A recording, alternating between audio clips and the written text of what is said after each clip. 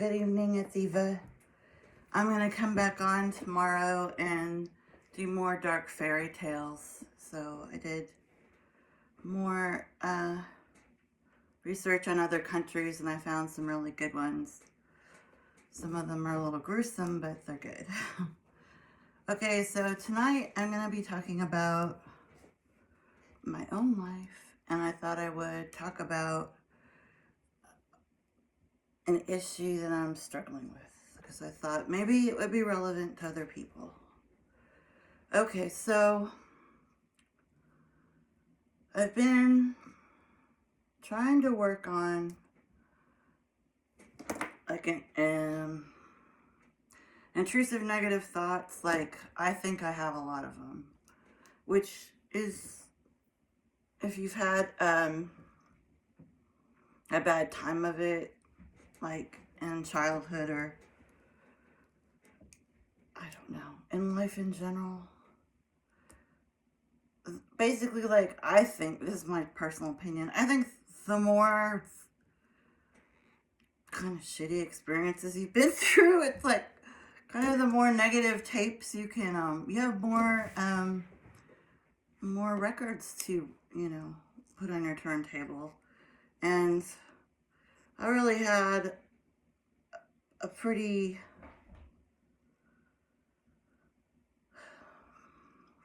rough last 10 years were kind of chart topping. So I feel like I've got to find a way to stop taking all this stuff with me. I am just reprocessing old stuff constantly. Like, I guess you'd say rumination or overthinking, or what else have I got? Wallowing, self-pity. I think it's like a victim mindset, personally, that I need to shake off. Because intellectually, like, I know all this stuff about psychology. I go to mass, I light candles, I pray. Like, I'm trying to do all the things. And it's like, some of it's not budging. And I'm honestly getting sick of it. Because I feel like it has to do, these are not like shocking concepts, right? Like, most people have to face these things in their life. So this isn't like an unusual thing. It's just, I don't know, like, I'm making it harder than it has to be, I guess would be the way to say it. And I'll explain a few reasons why I think that's happening. One, some of the people are dead. So trying to forgive somebody who died or make peace with the situations you had with them, and you can't have a conversation with them, that's problem one. Two, because I'm talking about forgiveness, I'm talking about guilt, I'm talking about carrying burdens, baggage,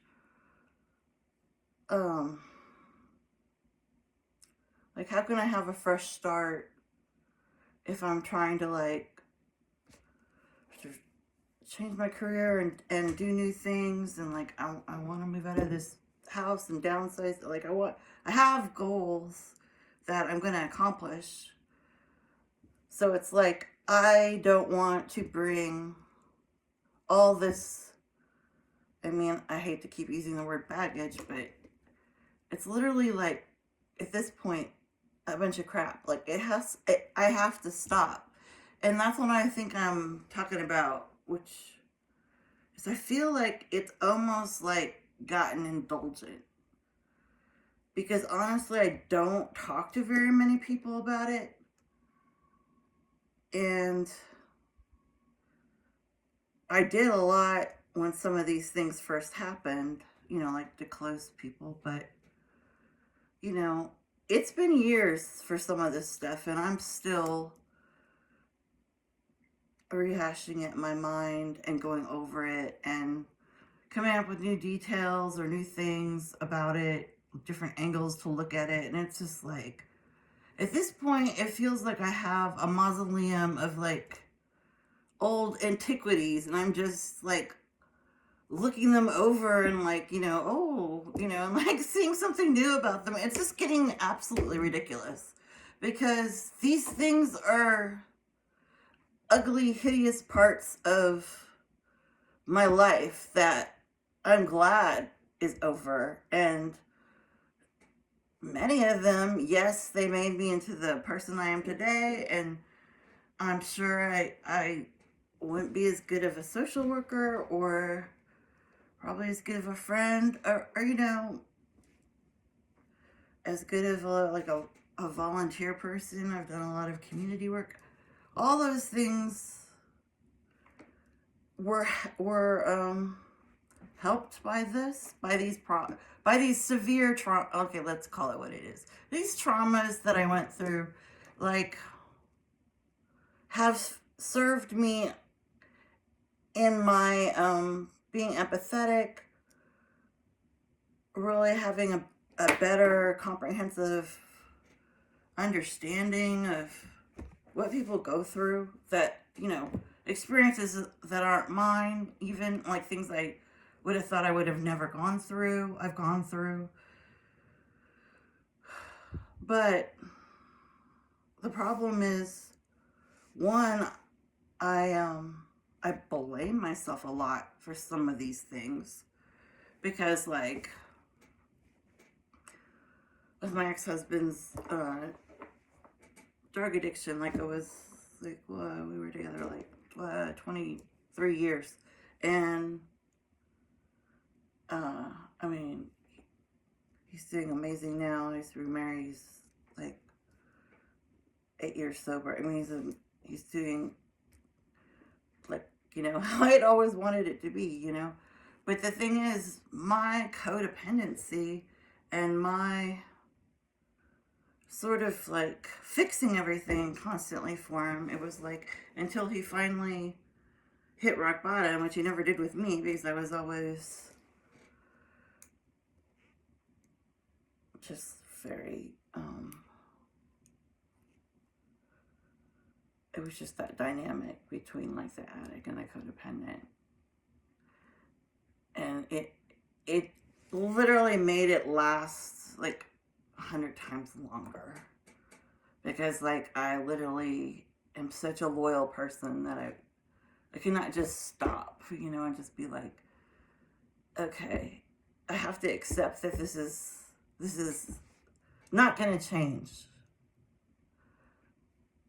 Despite like times it seemed like it was for a few years here and there, like it's literally like this is just we're just looping, like, and it's also extremely hard when you finally admit that to yourself, because it's like then you have to admit, one, that you had something to do with it, and two, prolonging it, and two, that like you've wasted all these years of your life. Like you've literally given your days off from work, or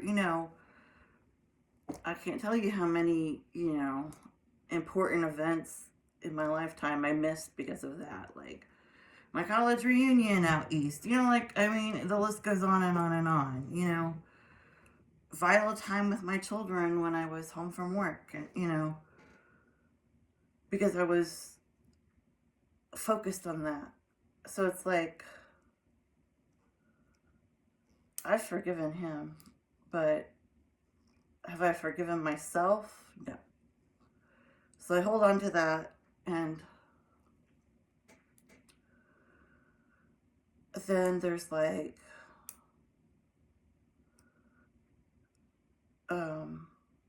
two rapes,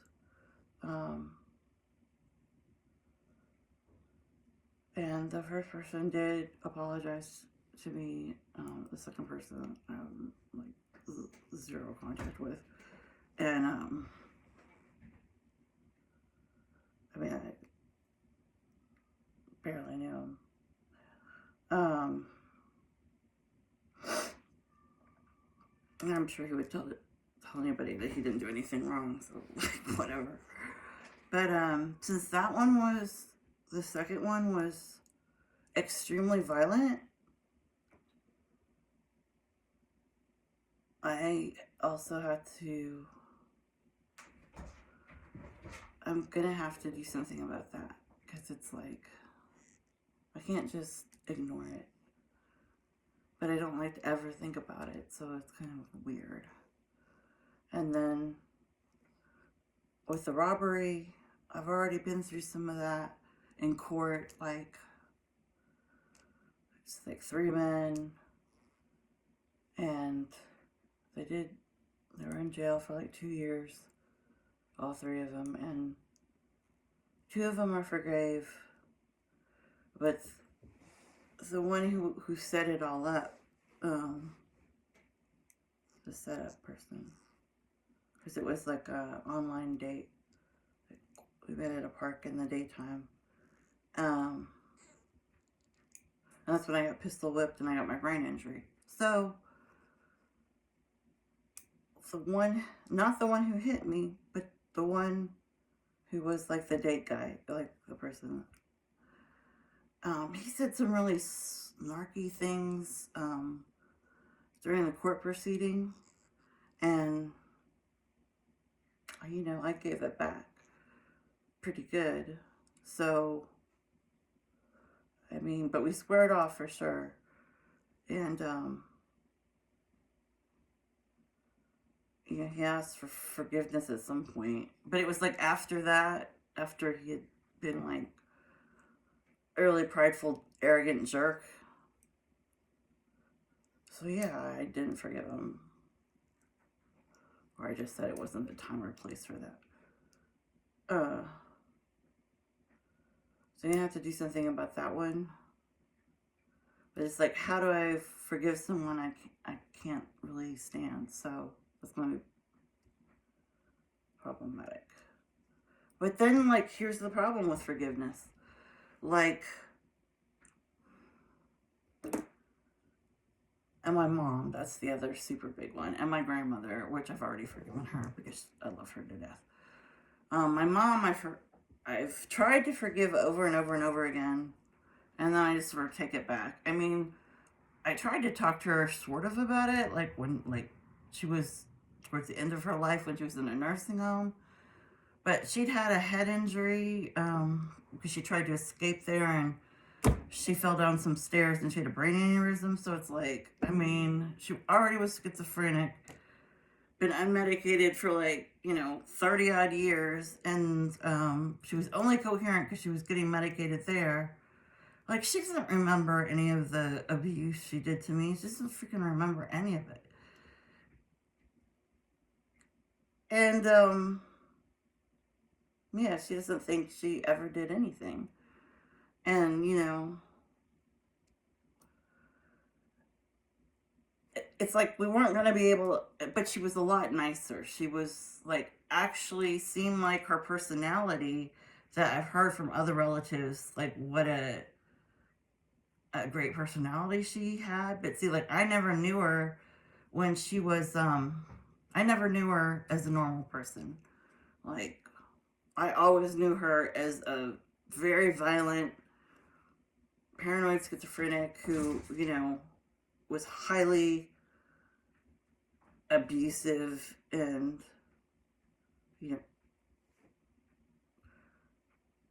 hit me with a blunt object when I was 4.5 and like, slapped my grandmother in front of my face, more than once. And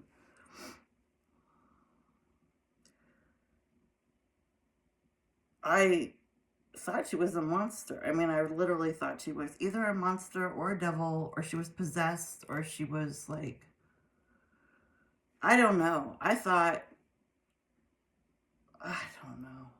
don't know what I thought, because I was you know, we would go there ever since I got adopted, which was 5. So we kept seeing her like, you know, several times a year, every year. She lived out of state and she needed a lot of help. um, so like with her, like I've forgiven her, and then it's like I'll have a nightmare about it. You know, not very often, not very often. I don't think about it very often, like in that way. But I will get like irritated at things about my personality or stuff, or about how I handle things, and I'll just be like, you know, if I hadn't gone through all that crap with her, I would have, you know, like boundaries. I never had good boundaries. I never had good like limitations. Even when I like would discipline my kids, you know, I was too lenient. It was just like I always had like a hard time like not being overly. I always had a hard time not thinking kind of like what other people, what I think they're thinking, and like sort of giving them the benefit of the doubt, or like giving them a break, or you know, like, and you just can't be like that. It's like I've gotten taken advantage of, you know, so many times from that. And you know, I've learned that that was, you know, part of me, because I did not like confrontation, and I obviously have an extreme fear of abandonment, because, you know, I lost my parents because of my mom's illness, and my dad also was mentally ill. You know, when I was 5, I left them, and I don't have any siblings, and I was raised by all older people. Now they're all deceased. So, and they have been for a while. So this is like,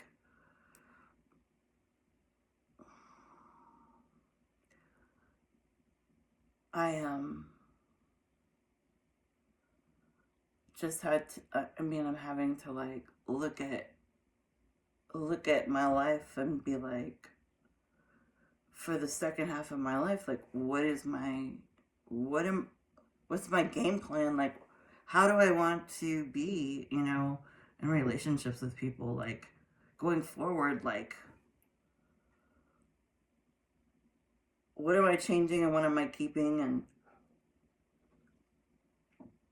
you know, now that it's kind of annoying. It's like I've kind of learned a lot of how to be in the world, like in a healthy, more like functional way. But it's like I feel like I learned it all kind of late. You know, I'm like a late bloomer, so it's like, God, if I would have known some of this stuff, if I would have known some of this stuff in my 20s or 30s, like, damn, I could have been like, would be a CEO by now or something, you know? I would have been like, who knows, multimillionaire. Because it's like a lot of these, I don't know what you want to call them, like,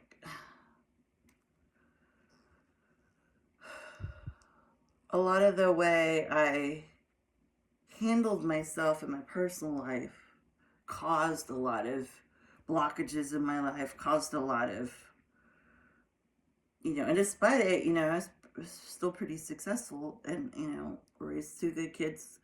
But it's like under a lot of duress, you know? Like, there was definitely more bad times than good times. So, um, that's something I'm looking at. And I guess with like forgiveness, like it's basically like somebody takes something from you and you have to forgive them for, you know, they take your trust, they take your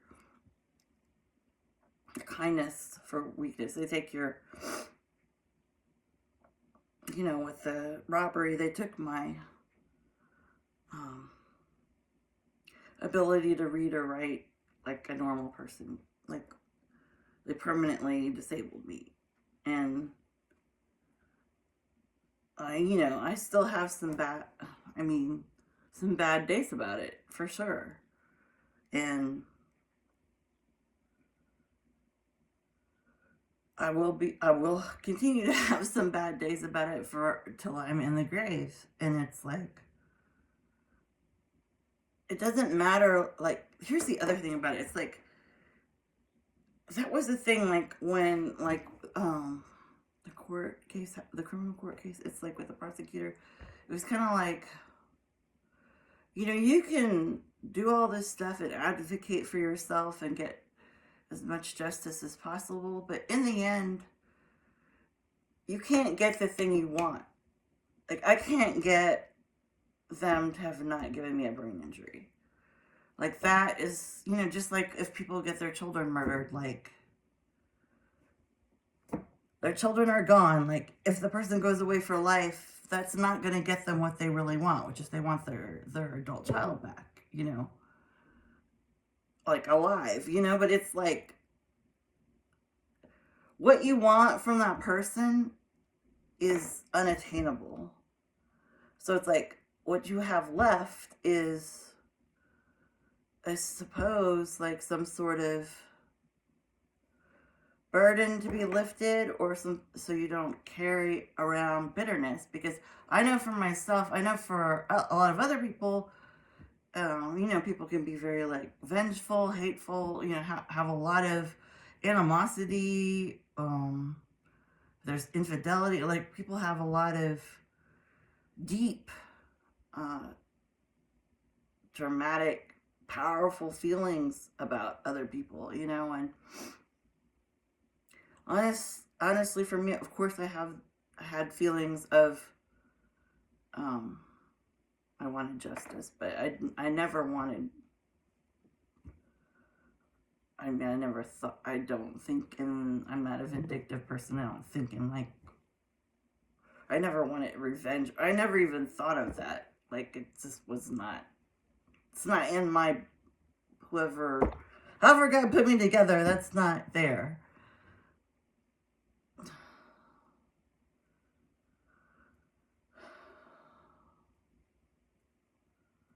But it's like, for me, it's been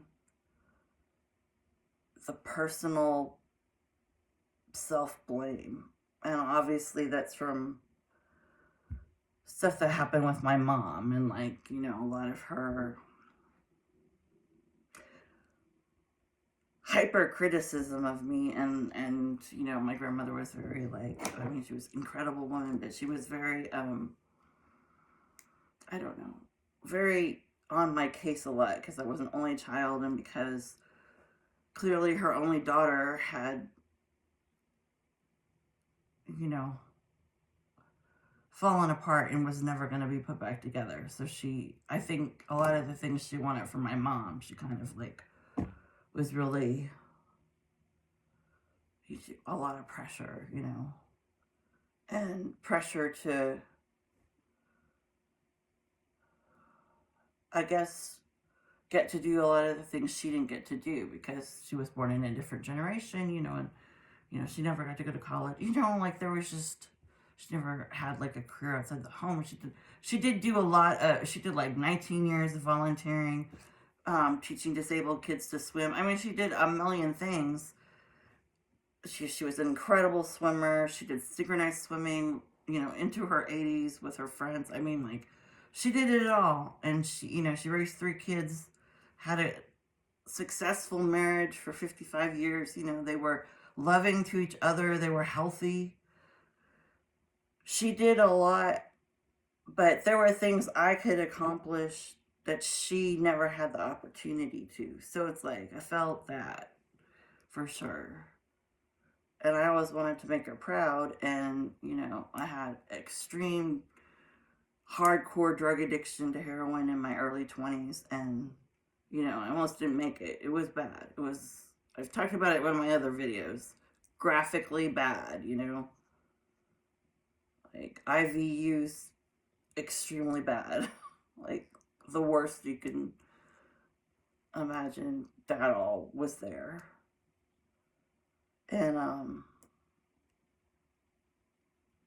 am I bringing this up? Oh, because there's just, I have to forgive her, for not protecting me from my mom and exposing me to, having a severe, injury before I was 5, all these things. And I'm not going to even get into my teenage years because there's too much there. But I don't really have a whole lot of solutions, just that I'm trying really hard to go through a lot of my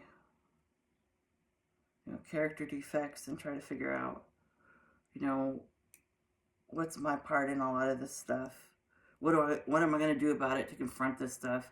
How can I ever get rid of it all, so I can, I want to enjoy life. I want to be happier. I want to not be thinking about trauma. I want to not be agoraphobic anymore. I want to get back into the world. I want to, finally have some kind of extremely positive something to be really look forward to since my brain injury, which was like 7.5 years ago. I mean, I'm ready for like good times, I'm ready for life. I'm tired of this whole long story of like extreme things. Like extreme. I don't want that to be like, I don't want to like die and that's like what people remember, like all this shit that I went through. It's like, that's not what I want to be remembered for. I want to be remembered for like happier, more fulfilling things. I'm sure, like, anyway, I did a lot of projects when I was in the library and that were awesome, or in college, but you know what I'm saying, like, I want some new things. I don't want to be carrying all this crap around. And sometimes I think it makes being single easier, because it's like I don't really feel like going through all this with somebody else really intimately, because it's like, I don't want to open up a closet and like 4 skeletons fall out. I mean, it's just unreal, some of the stuff that's going on. And I guess the last thing I'll talk about forgiveness is, obviously Jesus says, like in the New Testament, how do you expect for your sins, the things you've done wrong, the way you've conducted yourself that, fell short, like multiple times, like, how can you expect, and because God always is forgiving, he always wipes his slate clean, it's like, how can I expect that if I don't give it to other people? Like, the answer is, I can't, like, that is, like, not, no. And I always had this habit of, like, I'll forgive my mom, and for a few years, I'm like, okay, I've really let it go. And then, like I said, something will happen, like, and trigger me, and then it's just like, oh, it's like I pick it up again, and then, it's like I just go in that bitter place, and, oh, if this hadn't happened, imagine, how much better I would be, like, who knows what I would be like, I wouldn't have these, like, I wouldn't even be having these thoughts, like, it would be like, I can't even imagine, what it would be like, but it wouldn't be this. And I've been very blessed and lucky, in a million things. So it's like, I'm not saying I haven't still had, incredible experiences that were, and celebrations and things to be really proud of, as I've had them. But when it was bad, it was like like a movie. Like it was like a movie. It was literally like stuff where you'd be like, "What the hell? Like, how could that have happened?" You know, it's just like I don't know. It's like 5 movies in one or something, like off the chain kind of things, you know. And yeah, I'm sick of being this person. Is the thing. Like I'm sick of this. This is not who I want to be anymore. I don't want to be, the chick with all the trauma who's, risen above it. Like, sure, I am that, but a lot of it still drags me pretty far down. I'm just not super expressive about it anymore, because like I said, I'm trying not to like give it energy because I feel like I just get locked in this, I don't know, it's like, it just pride. I feel like I get really prideful, arrogant almost, like where it's like, I hate victim mentality. Like, I hate, like, but I fall into it, and it's like, it takes me a while to figure I'm doing it, and it's like, when I catch myself, it's like, God, I just sound like, I don't like the way I'm representing it. It feels braggy or something, like I'm like, you know, overcame this, or even like, whatever. I mean, I think anybody who gets up in the morning, gets dressed, and goes about their day, if they've had any of these things happen to them, is like a super champion, Because it's hard. I mean, there were times many times, like when I got up after my brain injury and I was like, can't say that I want to be here, really can't. Nope, it's not the life I want to be living at all. And, it was like that a lot. Especially watching people like professionally like go on, and it was just like, okay, cool. Like, I lost all this, awesome. I'm on SSDI. Fabulous, It's just like sucked. So it's like, like I said, I don't want to be that. Okay, the last thing I'll say about it is like talking about my own sins, my own faults, Okay, when I was in my extreme drug addiction, let's start there. Uh, I have a very strong, powerful memory of driving a car when I was coming down from cocaine, and maybe it was a speedball. I don't know. I don't remember. I was like 23 years old, and it's out west, and driving my car, and it wasn't even a stick shift. Why I was driving, I can't even tell you. But like, I didn't get arrested for it. Nobody knew. But there was this guy I went to class with, because I was going to like a screenwriting class at the time, and a super nice guy, and he was on a bike, and I almost hit him.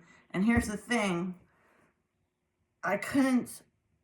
This is so embarrassing to admit, but it'll probably help somebody, because probably somebody out there has got some really shitty thing they did once that they feel like a garbage can about. And I'm telling you, I understand you, because I was that person.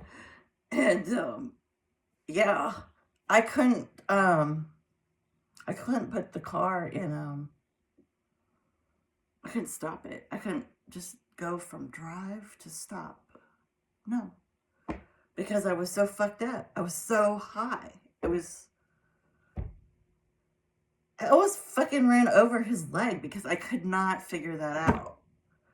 But I didn't, of course, and like somebody jumped in the car and did it for me and saved the day.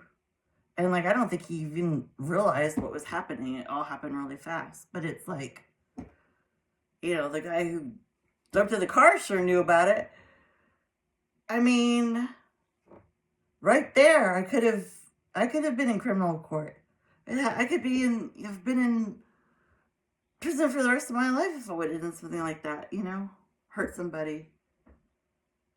Because I was 100,000 times percent guilty. That was guilty as charged, you know. So it's like, how can I, you know, with the guy who robbed me, like, what the hell, you know? I can't forgive him, but I did that. This doesn't make a lot of sense, does it, you know?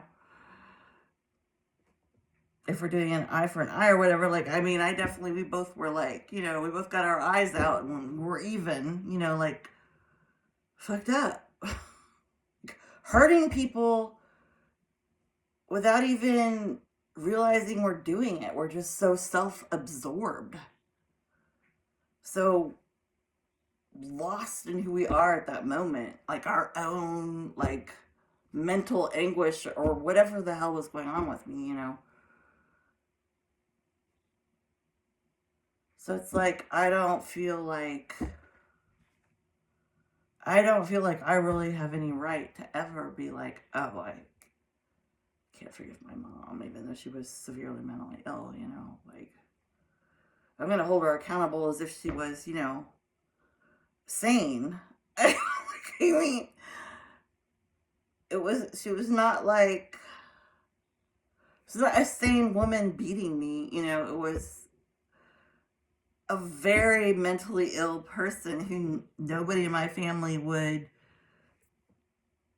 you know, talk about people who didn't set poor boundaries. My family who like let my mom walk all over them, and it's like, whatever she wants, you know. It's just like, let's give her a bunch of money, you know. It's just like shit. I mean, she would like throw VCRs and crap in the boxes we gave her. She'd just go put them in the trash in the backyard. It's just like, what are we doing exactly? Helping her? Looks like we're enabling her to you know, just be a fucking, sorry, just be, you know, run wild.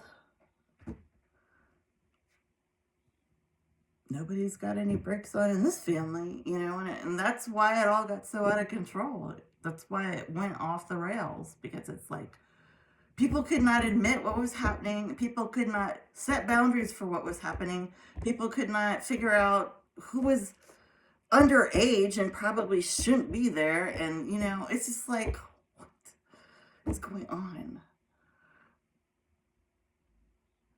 So, anyway, I've gotten overexcited in this video, and I'm totally out of time.